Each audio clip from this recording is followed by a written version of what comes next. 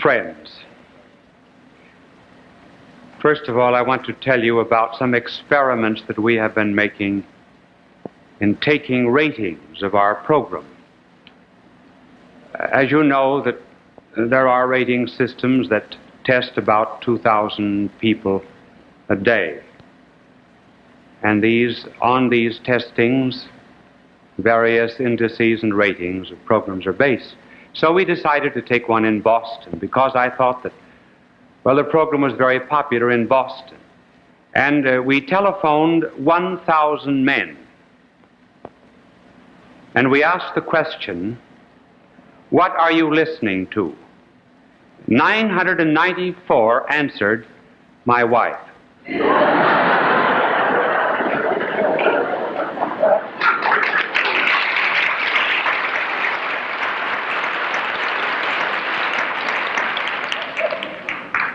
Now there's another way of testing that we have just invented, and it's been inspired.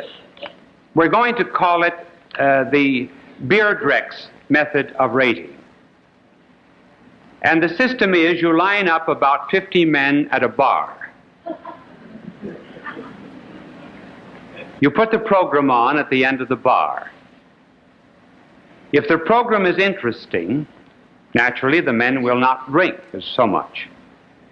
So for everyone who orders a drink, 5% is subtracted from 100% and you get your rating. For example, if there are, 100 men at the bar and 10 order drinks, your rating is not very good. So we've had an experimentation made in Wilkes-Barre, Pennsylvania, and this is really and truly an historical instance. It seems that in Wilkes-Barre, Pennsylvania, some time ago, this bar was lined with customers. And one man at 9 o'clock on Monday said, I want to hear Bishop Sheen. So the bartender put on Life is Worth Living.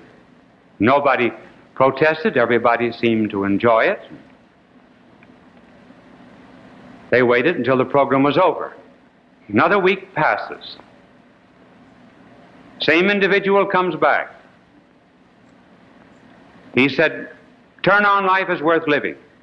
The bartender went to the television set and he turned the dial quickly. He says, oh, no, you don't.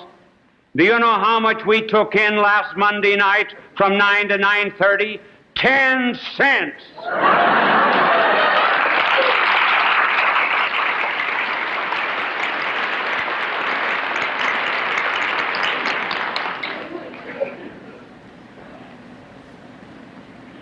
They wanted one father, the bartender wanted 3 feathers, and that was the story.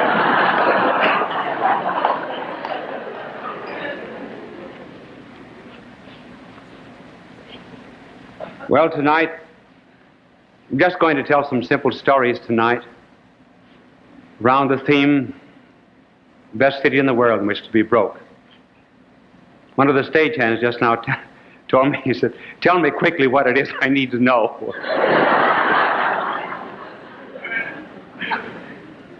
Well, first of all, I have to preface the city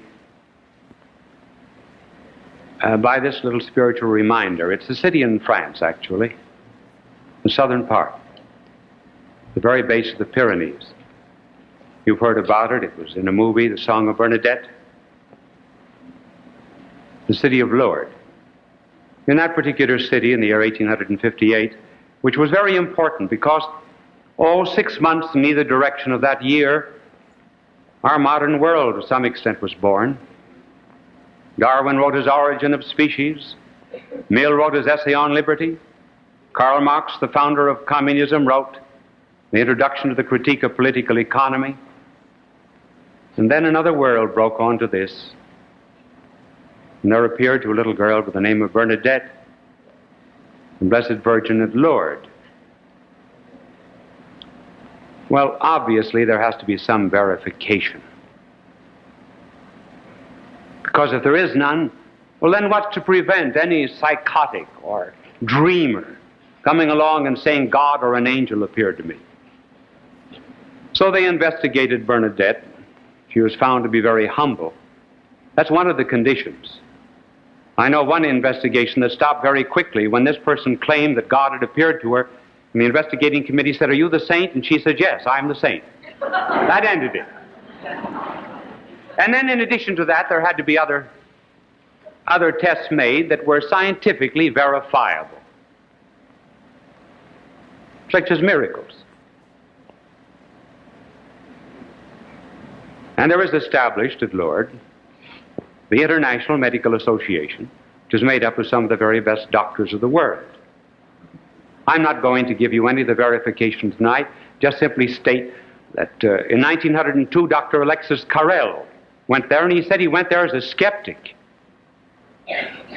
And after studying the miracles, he was absolutely convinced that they took place. And then with this further remark, we'll go into the stories about being broke. You see, if Christ is not the Son of God, which is untrue, but if Christ is not the Son of God, then the story of the mother of Christ appearing in this world would be just as ridiculous as the mother of Buddha or Confucius appearing. But if he is the Son of God, then she could just as well appear to intercede for a miracle, to intercede for us, just as she did at Cana. And those who accept the background of Lourdes, well, they have two mothers, like I have two mothers. I have a mother in the flesh, and then I have her as a spiritual mother, because our blessed Lord gave her to us all on the cross when he said, "Behold thy mother." I read Mass once a week to her. When I was a little baby, my mother placed me on the altar of the Blessed Mother and dedicated me to her. So I've dedicated all of my books to her. Everything that has been written my whole life. Well, I love the place, and not just that place, but let me tell you that it's a good city in which to be broke. Now, you can be broke financially, you can be broke spiritually, you can be broke physically. Physically broken, you might be cared for by a miracle. I'm not going to discuss those. But financially broke, that will interest many of you.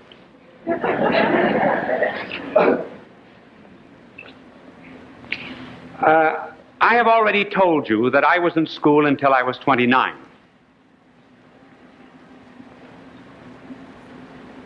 That's how dumb I was. And I was doing university work at the University of Louvain in Belgium, and I wished to celebrate the 5th anniversary of my ordination as a priest, and I thought the best way to celebrate it was to go to Lourdes, which is about 16 or 18 hours away from Louvain in Belgium, all the way down almost to the border of Spain. Well, I had just enough money to go to Lourdes, but not enough to live on once I arrived. I asked my brother, who was studying medicine at the University of Louvain, if he had any money. And he was a typical university student, too. So I said, well, if I have faith enough to go down to Lourdes to celebrate the 5th anniversary of my ordination, it's up to the Blessed Mother to get me out. So I arrived in Lourdes broke. I then decided that if she was going to pay my hotel bill, she could just as well pay a big one as a little one.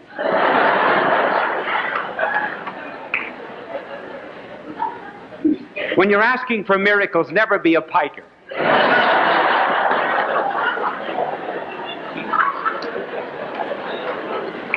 Well,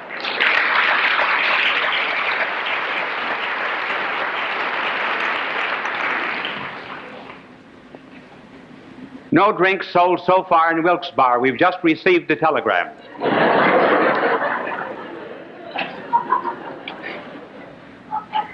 He was a lone drinker. They took in only a dime. You notice that? Well, the first-class hotel in Lourdes would be fourth class here in New York City.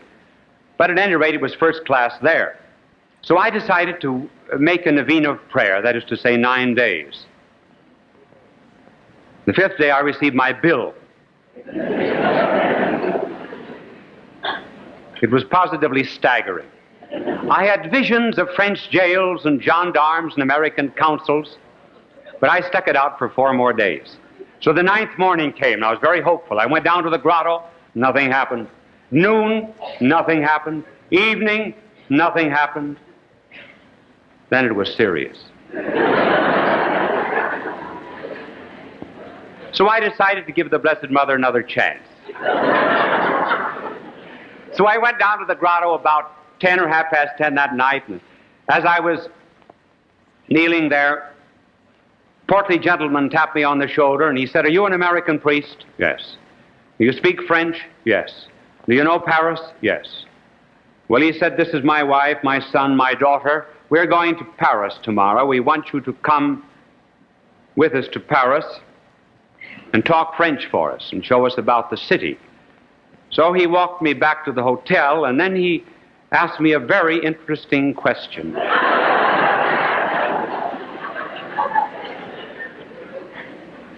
He said, "Have you paid your hotel bill?"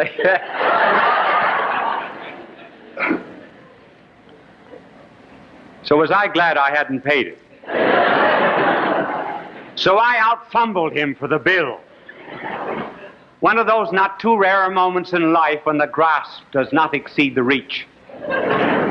So I went to Paris with him and stayed a week, and at the end of the week he said, do you mind taking my address at the bottom of a check? You can visit us when you return to New York. And I said, "Well, no, not particularly."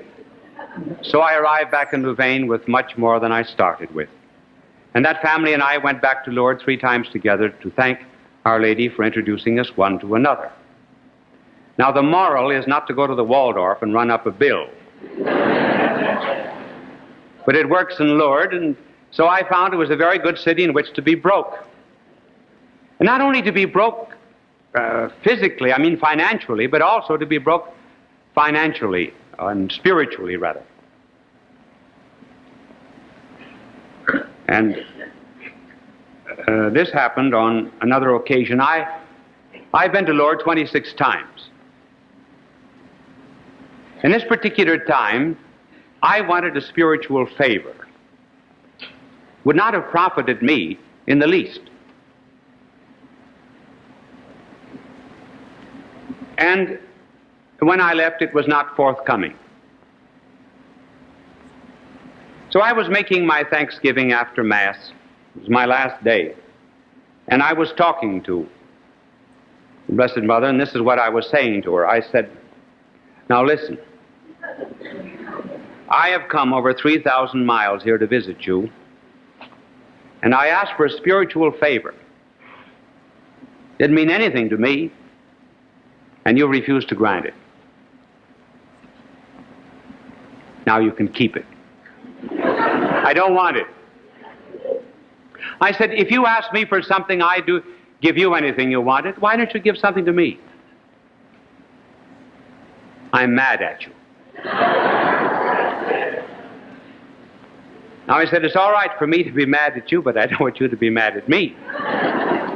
So I'm going to give you a chance to prove that you're not mad at me." So I said, "I'm going down to the grotto, take a drink of the water, and then I'm going to leave the grounds.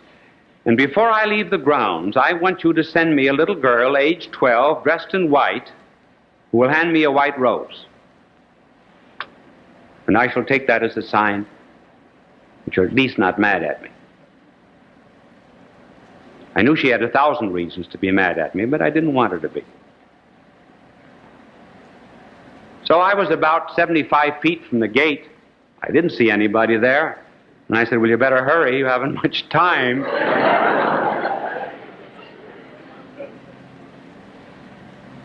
So I got to the gate, and right behind it was a little girl, age 12, dressed in white, and she handed me a white rose.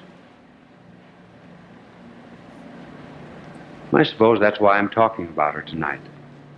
It reminded me of a line of Chesterton's, that her son climbed up her body as a tower of ivory and kissed upon her lips a mystic rose. And that's what she gave me. Then one other experience has to do with being spiritually broke, for I was broken in this instance. I had been there about 7 or 8 days, and the train left for Paris at 8 o'clock in the evening. And I went down to the grotto about 7, just to say a little farewell. And I ended up with this little prayer. I said, I want you to send me some trouble,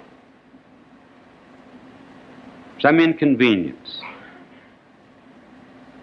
something that will be very hard for me, and because of it, somebody else will be helped very, very much. Now let me tell you, that's one prayer that's always answered.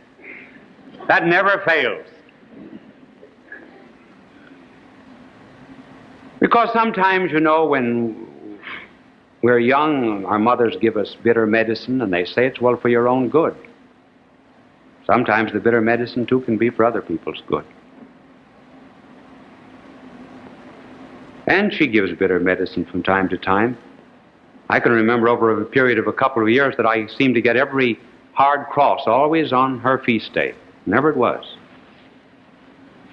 But so after making that prayer, I hurried back to the best hotel in Lourdes. I always stay there since.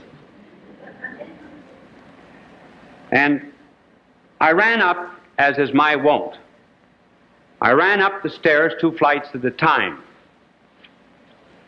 First flight, I got the impression somebody was following me. Second flight, somebody following me. Third flight, ran down the corridor, somebody was after me. Turned around, there was a young woman there from Holland. I said, are you following me? She said, yes. I said, why? She said, I don't know. She said, I saw you in procession this afternoon, and I just decided that I wanted to talk to you. I said, anything I can do for you? She said, no, I'm an atheist. I said, oh, no, you're not an atheist. You wouldn't be here if you were an atheist. I said, you probably lost the faith, and she said, yes.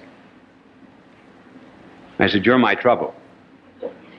So I canceled my trip back to Paris, and I stayed on for 3 days until finally she was at peace with herself and the good Lord. And up to this time, I had no difficulty. And I started back to Paris. 50 miles, and it was 8 or 9 hours to Paris. 50 miles, the conductor put me off. He said, your ticket is no good. It's 3 days old. Waited for another train, bought another ticket. Got on a train, no water to drink, no food. It took me 2 days to get 2 days and 2 nights to get to Paris, during which time I had neither food nor drink. I had plenty of trouble. But it helped somewhat. And then this very interesting story. At the close of the last century, there was married in Paris a good, ordinarily good girl by the name of Elizabeth Arrighi to a French doctor who was in the government service, Felix Le Sueur. And he promised to respect the faith of his wife, but he spent almost as much time propagating atheism and anti-clericalism as he did practicing medicine. As a matter of fact, he was editor of one of the anti-clerical newspapers of Paris. And he forgot the promise that he made to his wife and tried to break down her faith. And he was succeeding fairly well. But he worked a little bit too fast. When he put a certain book of an arch scoffer into her hands, she reacted. She decided to study her faith. Now, she was a learned woman. She could speak, besides her native language of French, she could speak English, German, Italian, Spanish, Russian, Latin, and knew some Greek. She also knew some Greek. And she built a library in her side of the house, conspicuous with the great classical thinkers like Aquinas and Bonaventure. And then in 1905, she was taken ill. And she tossed on a bed of constant pain from 1905 until 1914, May 3rd. And as she was dying, she said to her husband, "Felix,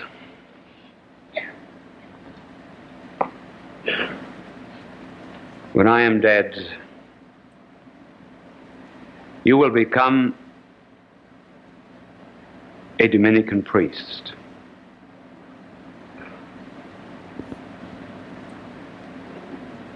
He said, "Elizabeth, you know my sentiments. I've sworn hatred of God and religion. I shall live in that hatred, and I shall die in it." She repeated her words and passed away. Rummaging through her papers, he found her last will and testament. And it read,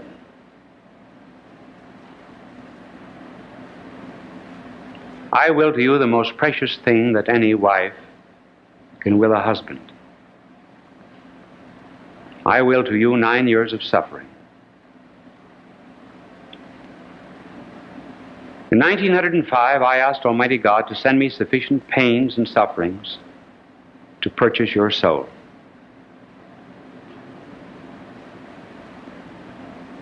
Prayer alone was not enough. And on the day that I die, you will have been bought and paid for.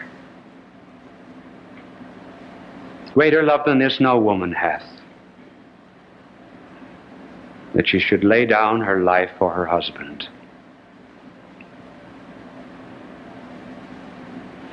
He dismissed it as the fancies of a pious woman, but inasmuch as he was very devoted to her, and to forget his sorrows, he took an automobile trip in the southern part of France with an atheistic friend of his.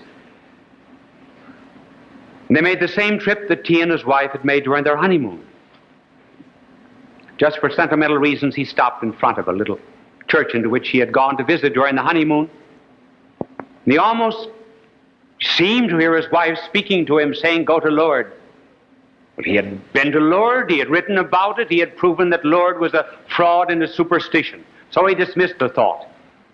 And then in August 1914 came the World War. Dr. Lasserre was charged by the French government to take important documents to Bordeaux.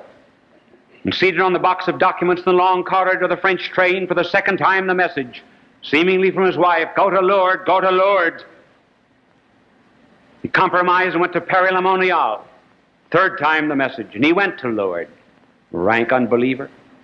Standing before the statue of Our Lady, suddenly he received the gift of faith. So total and complete was it that he had not to go through any process of juxtaposition and say, "Well, now that I believe, how will I answer this difficulty, or how will I answer that difficulty?" He saw all of error in its stupidity, naked stupidity. Well, the conversion of Dr. Lasserre was about as exciting as the news of the bombardment of Reims. He went to Rome in company with Father Janvier, the orator of Notre Dame. In audience with Benedict XV, Dr. Lasserre said to His Holiness, "I intend to become a Dominican priest." Holy Father said, "I forbid you. You must remain in the world and repair the harm which you have done." Benedict XV then spoke a few words to Father Janvier, and then turning to Dr. Lasserre said, "I revoke my decision."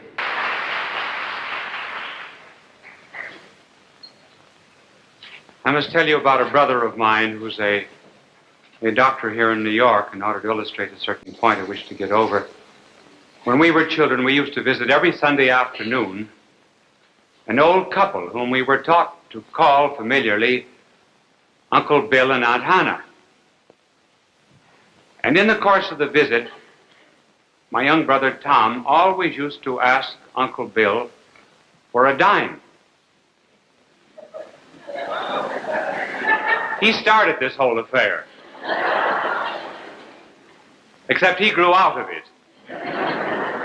And one day my mother said to him, "Now, Tom, the next time we visit Uncle Bill, please do not ask him for anything. They're very poor, and they can ill afford to give you a dime. Now, will you promise, Mother, that you will not ask?"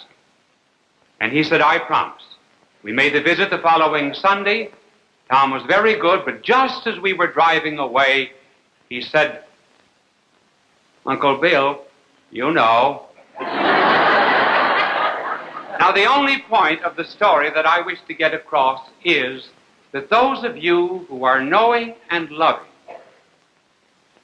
will know what I mean when I say, thanks, thanks, thanks. May the Lord bless you.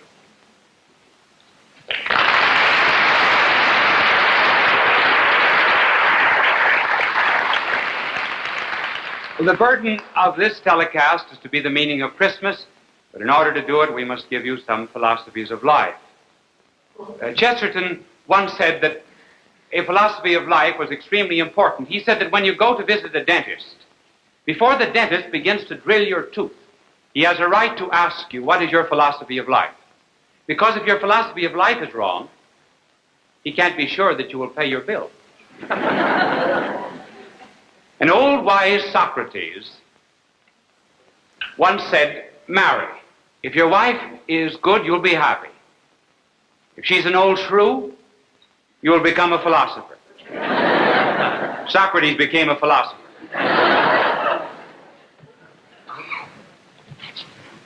There are only two philosophies of life, basically. And one philosophy of life is this. It is that of man who goes to perfection or happiness or God by and through his own efforts. This is the philosophy, for example, of Buddhism, Confucianism, Taoism, philosophy of the ancient Greeks. One reached happiness, it was assumed, by contemplating the gods, or as the Eastern religions still believe, by some form of ascesis and self-discipline, by which, for example, in the Eightfold Path of Buddha, you crush all desires and eventually achieve some kind of perfection. This happens to be the philosophy of many today who have a queer kind of psychologism, which often goes by the name, wrongly enough, of Christianity. They hope that by rearranging their mental states, or by passing on torches to fellow man, or by doing something fairly good in the natural order, that they will attain some kind of perfection. Now, that philosophy of life is actually not very solid.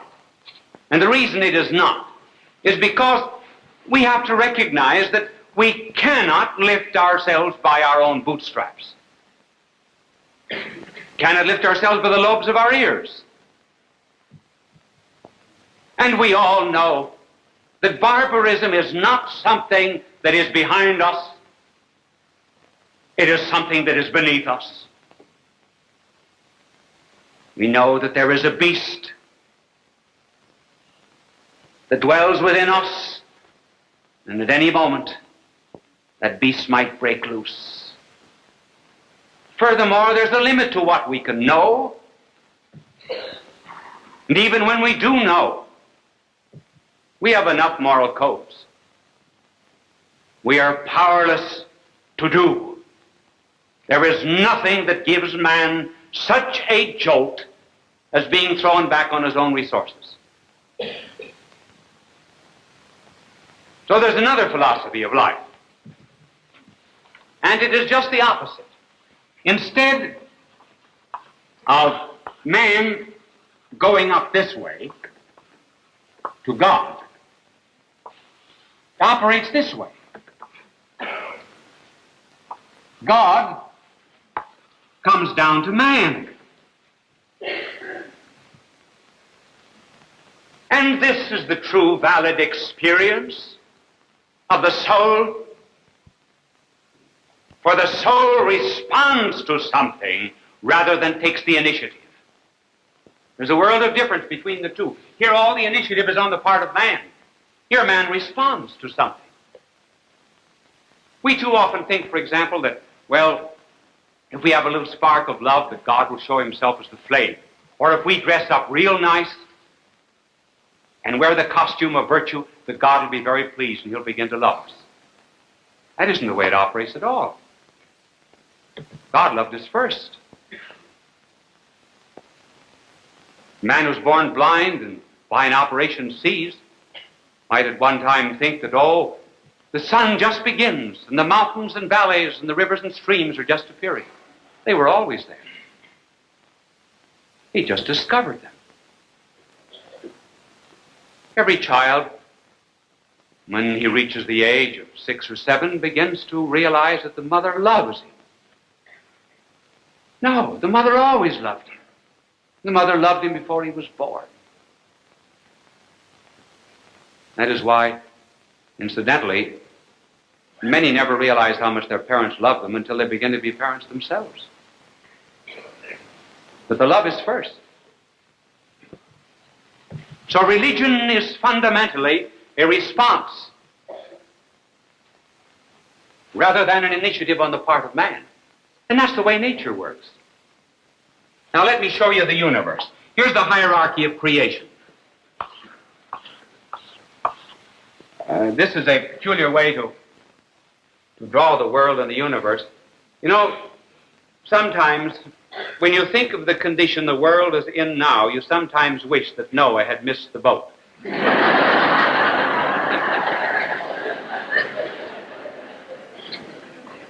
And for the benefit of those who think the world owes them a living, it's well to remember that the world was here before they were.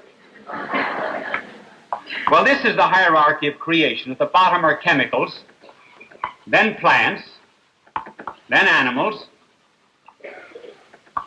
then man. Running through the universe is this law. Nothing ever mounts to a higher level except the higher thing comes down to it. For example, if the chemicals, the phosphates, the moisture, the air, the sunshine are to be living things, the plant must come down to them. Plant must descend to them. If the plant could speak, the plant would say, unless you die to your lower existence, you cannot live in my kingdom. But if you die to this lower existence that you have, you will begin to be a living, palpitating thing. And continuing it,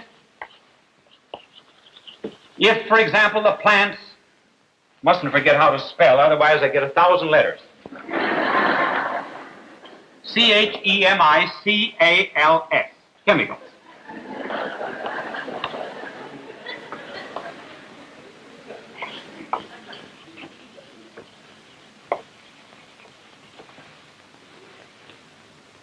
If the plant is ever to live in the animal must come down to the plant.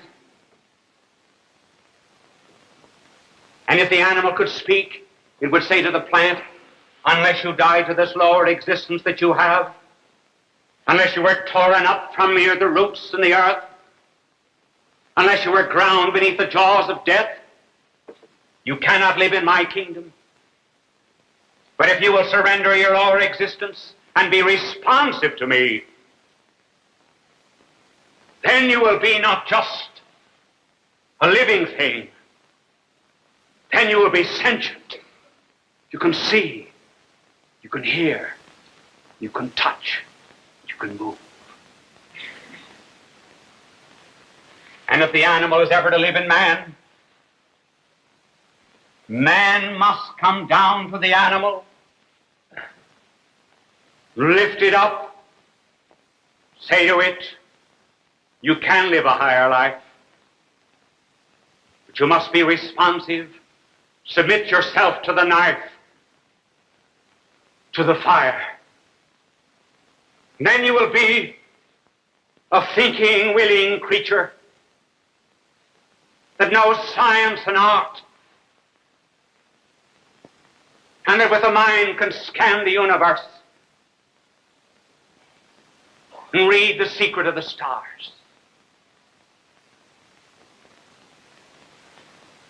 But shall evolution stop here in progress? Chemicals have no right to say there's no life above them. Plants have no right to say there's no life above them. So there is a higher life above man. And that higher life is God. And if man is ever to be lifted up, God in some way must come down to man. But it is not that simple. These are natures, not persons. The oxygen is not free. The cabbage has no liberty. The animal has no personality, no rights. But man has. These things can be appropriated one by the other by sheer force. But not even the God who made man free would destroy his freedom.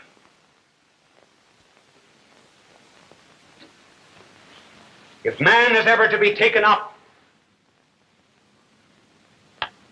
he will have to go through some process of discipline, it is true, but if he's ever to be taken up,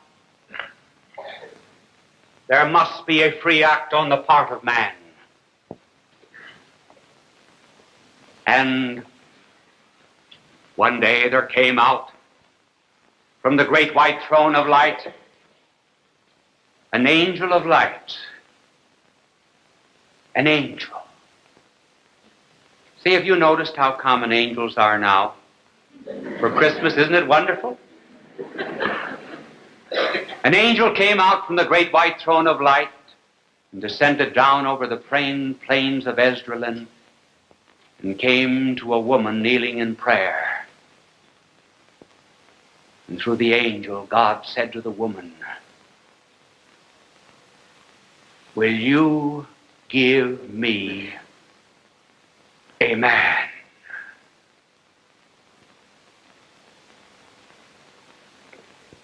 Will you give me a human nature?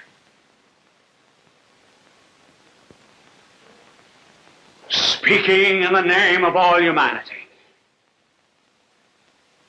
will you, by an act of freedom, say, "Here is a man"?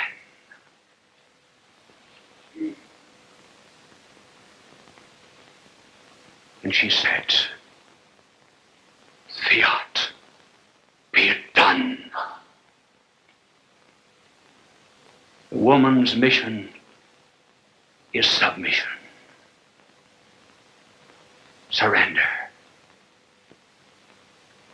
And that man could not be without love, without fire, without passion.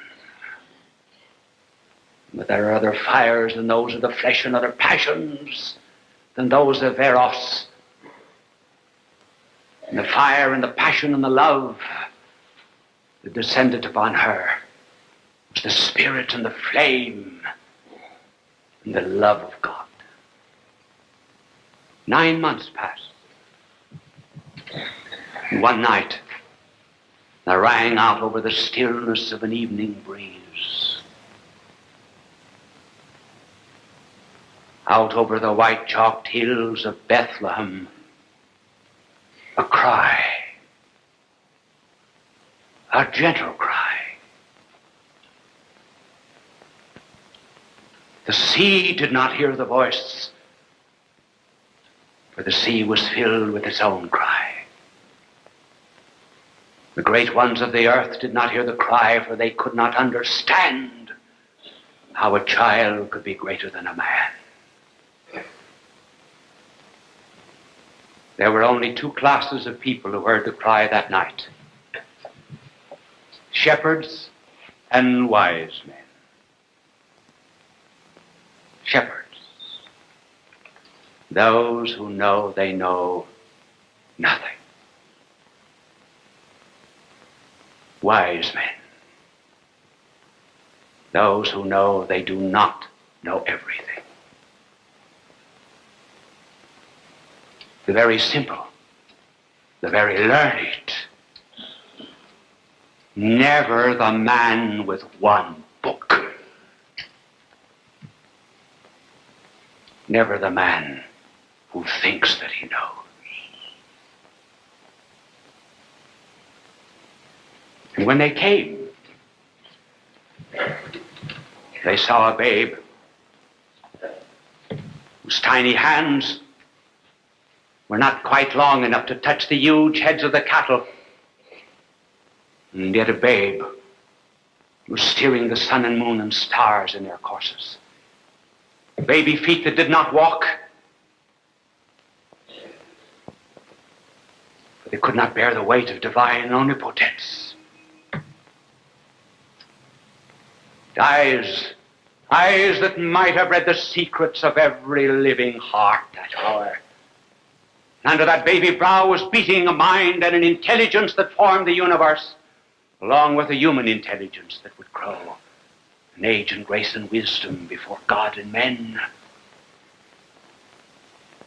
And this babe who was born was not a man who made himself a god, was not a man who was an ethical reformer, not just a teacher like Buddha or Socrates, not someone who would develop a consciousness of Godhead as he went on, but someone who from all eternity was God and began to be in time, the only one on earth that ever had a prehistory to be studied, not in the dust and the slime of primeval jungles, but in the bosom of an eternal Father.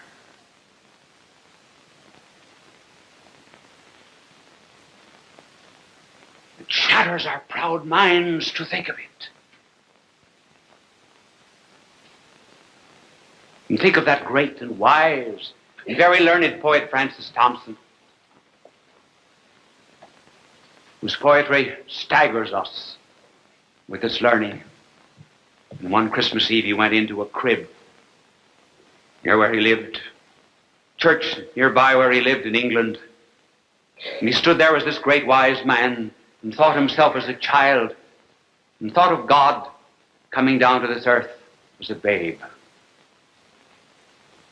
And then his mind became simple, divinely simple. And he said in his poem, "Little Jesus, wast thou shy once? And just as small as I? And how did it feel like to be out of heaven and just like me? I should think that I would cry for my house all made of sky, and the waking 'twould distress me. Not an angel there to dress me. Hadst thou ever any toys? Like us, little girls and boys? And didst thou play with all the angels that were not too tall, with stars for marbles?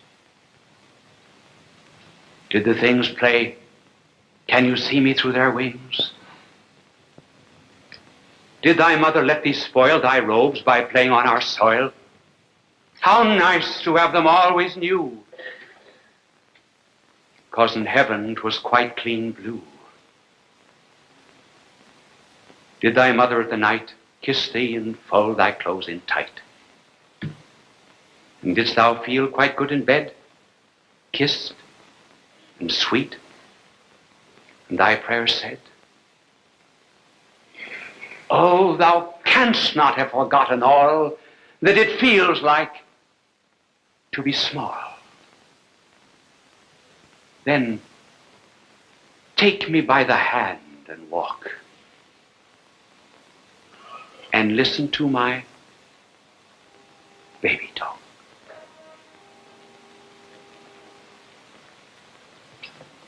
That was just his way of understanding omnipotence in bonds, the maker of the stars under the stars, and the creator of the earth, not having place whereon to lay his head. And what does it mean? Why did he come? He did not come to make us nice people. He came to make us new men, to change our natures, as everything else in nature is being changed by lifted up. Just suppose, for example, this block of marble suddenly began to bloom. Why, that would be something that does not belong to the powers or the natures or the needs of marble. Suppose these flowers suddenly began to move about from one place on the stage to another, as an animal might, seeking out first camera 1, then camera 2, and then camera 3. That would be something that certainly does not belong to the nature of flowers. And suppose a dog should suddenly walk across the stage and begin to recite Shakespeare. Well, that would be something certainly that does not belong to the nature of a dog. And suppose any of us, who are just creatures, just men, suddenly began to be children of God,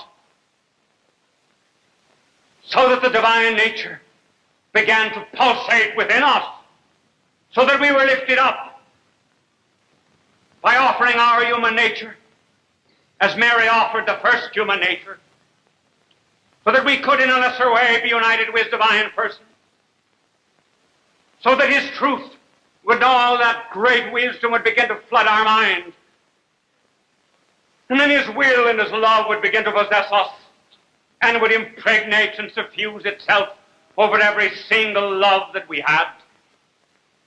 Oh, if that ever came to pass, and it does come to pass, that would be the meaning of Christmas. That's why the Son of God came to this earth, to make us other sons of God, to make us more than just human beings. It's not easy. It's very hard. You say, oh, but I'm a beast. I'm foul. I dare not be lifted up.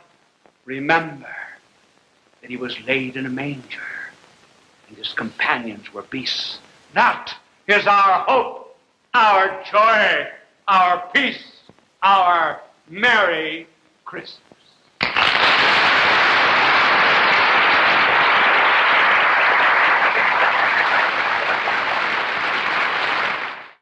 It began here, in the upper room, 2,000 years ago.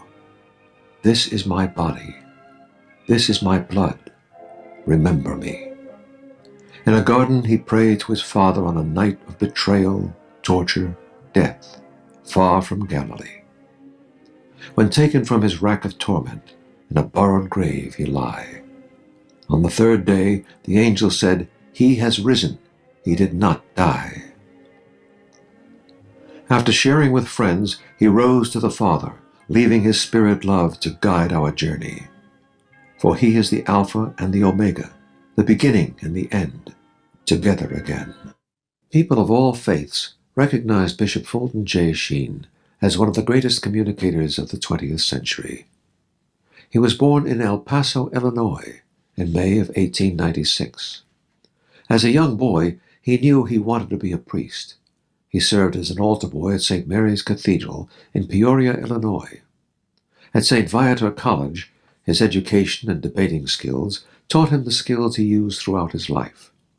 His unique ability at being natural and at ease in front of any audience was noted early in his ministry. He was ordained in 1919 and went on to become one of the best-known and greatly loved priests in church history. He wrote 96 books and hundreds of articles and columns. He broadcast numerous radio and TV programs. People from all